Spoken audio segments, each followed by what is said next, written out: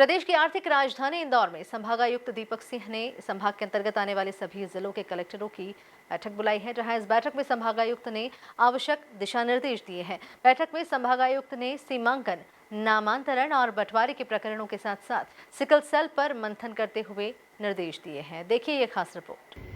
संभागायुक्त दीपक सिंह ने बताया कि सीमांकन, नामांतरण और बंटवारे में कोई भी प्रकरण 3 महीने तक लंबित नहीं रहना चाहिए। राजस्व प्रकरण के निराकरण में सभी जिलों को ये कहा गया कि 1 वर्ष से पुराना कोई भी प्रकरण लंबित नहीं रहना चाहिए। पूरे संभाग में 2 वर्ष से अधिक के लगभग 3000 प्रकरण हैं। इनको हमने लक्ष्य में रखा है। अगले 1 महीने में 100% मामलों का निराकरण करेंगे।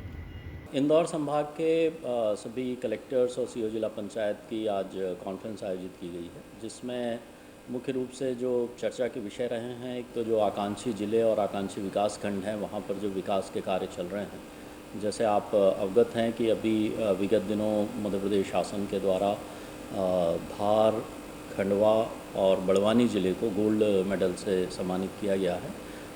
खरगोन और झाबुआ ज़िले को सिल्वर मेडल से भी सम्मानित किया गया है।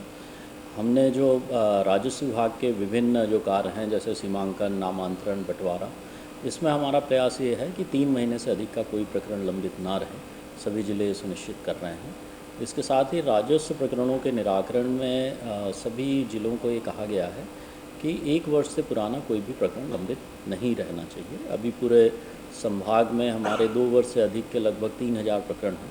इनको हमने लक्ष्य में रखा है कि अगले 1 महीने में 100% प्रकरणों का हम निराकरण कर लेंगे। 2-3 जो मुख्य काम चल रहे हैं, एक तो जो ट्राइबल एरिया में धरती आबा ग्राम उत्कर्ष अभियान चल रहा है, जिसके अंतर्गत सभी अनुसूचित जनजाति के लोगों के हमें आधार कार्ड बनाने हैं, आयुष्मान कार्ड बनाने हैं, उनके जाति प्रमाण पत्र बनाना सुनिश्चित करना है, उनके बैंक के जनधन के अकाउंट खोलना है।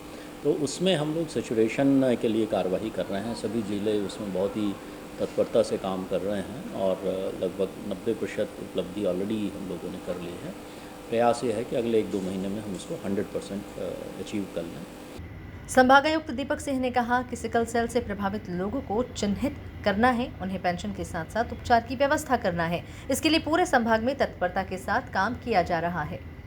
जो हमारा काम स्वास्थ्य विभाग को लेके चल रहा है, विशेष रूप से एक तो जो सिकल सेल से प्रभावित लोग हैं उनके 100% एक तो उनके जो चिन्हांकन करना है।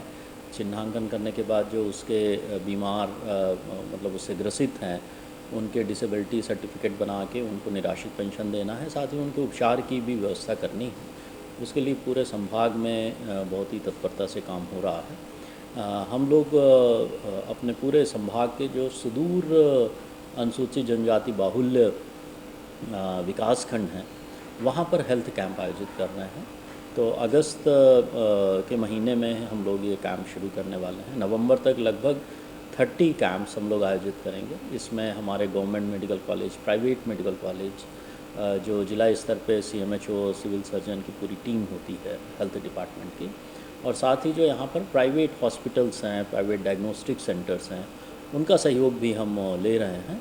प्रयास ये होगा कि जिस तरह से पिछले जो हमने वित्तीय वर्ष में लगभग 1.5 लाख लोगों के स्वास्थ्य परीक्षण किए थे, उनके उपचार की व्यवस्था की थी, इसी तरह इस वर्ष भी हमारा लक्ष्य है कि लगभग 1 लाख लोगों को हम इन स्वास्थ्य कैंप के माध्यम से कवर करें, उनके जांच हो और उनको जो भी फिर इलाज की आवश्यकता है या उनको कोई सर्जरी की ज़रूरत है या कोई उनके बीमारी के इलाज की आवश्यकता है, तो वो हम निःशुल्क उनके उपचार की व्यवस्था भी करें।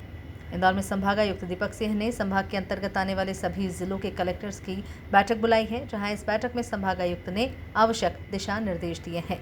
Bureau report, MP news, Indore.